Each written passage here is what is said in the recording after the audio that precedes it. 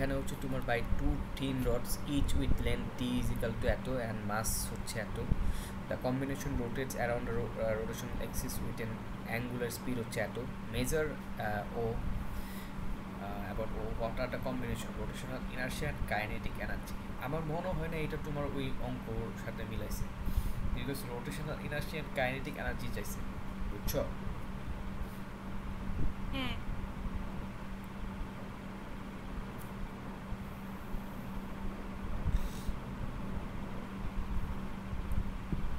আচ্ছা, তো বেসিক্যালি এখানে কি হয়েছে,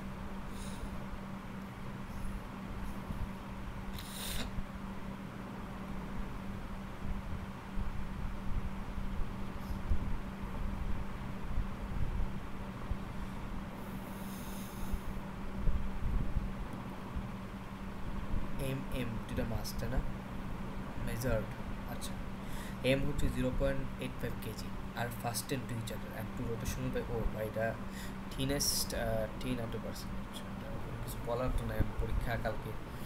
এখন দেখো তো বেসিক্যালি হচ্ছিল তোমার এই সিস্টেমের মধ্যে তোমার এইভাবে করে চিন্তা করতে হচ্ছে, বিকজ এই যে এই ফোর্সগুলো যে লাইনে আছে ওইটাকে এক্সিস ধরে নিতে হবে, অ্যান্ড ওটা যেই পজিশন থাকে তোমাকে একটু নিজে বাঁকা হয়ে যেভাবে হয়ে তুমি নিজেকে ওইভাবে প্রিপেয়ার করতে হবে যে এইটা একটা এক্সিস, ঠিক আছে?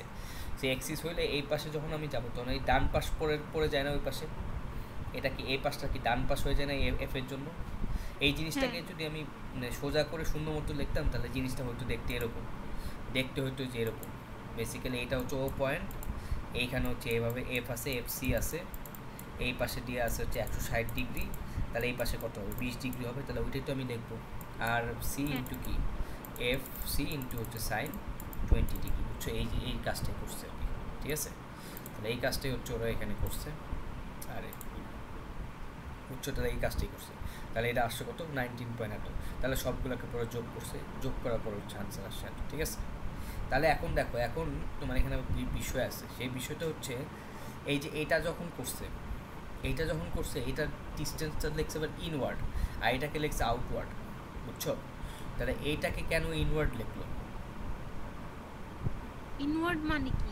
ইনওয়ার্ড মানে নিচে যাইতেছে, ও। এই জন্য লিখছে বিকজ এখানে তোমার হচ্ছে এই কি বলে ফিগারটা, এই ফিগার অনুযায়ী বেসিক্যালি হচ্ছিল তোমার এখানে এই ফোর্সটা যেটা, সেটা বেসিক্যালি তোমার দাঁড়াও দাঁড়াও এখানে দেখি, এই যে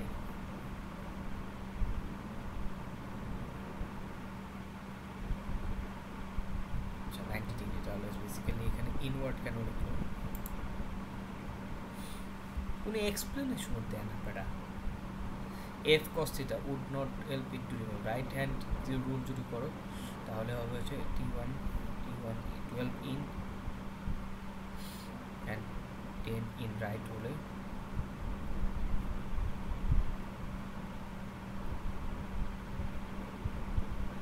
আর cos F, right hand skew rule করতে হবে, বুঝছো?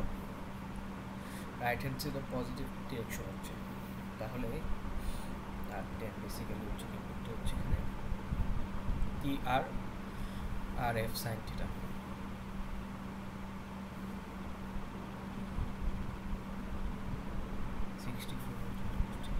ইনওয়ার্ড কেন হলো,